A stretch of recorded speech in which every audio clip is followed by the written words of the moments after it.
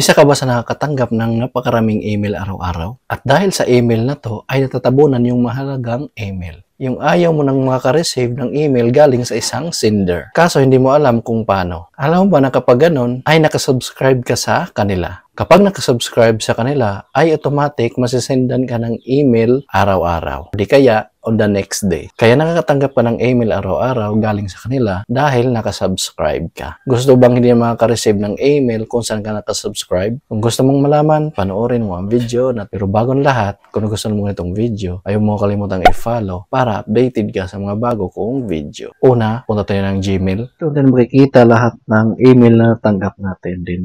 Pili ka lang ng email or sender na gusto mong hindi ka na makareceive ng email sa kanila. So, halimbawa, itong pinakaunang email na natanggap ko, yung Canada Career Site. So, open lang natin.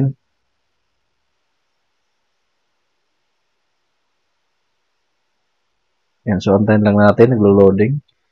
Then, scroll up lang natin.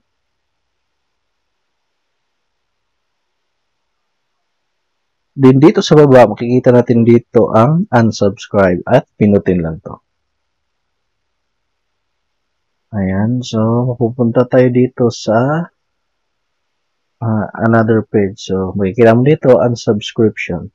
Click on unsubscribe to stop receiving emails from the sender on this email address. Ayan, then pinutin lang tong unsubscribe.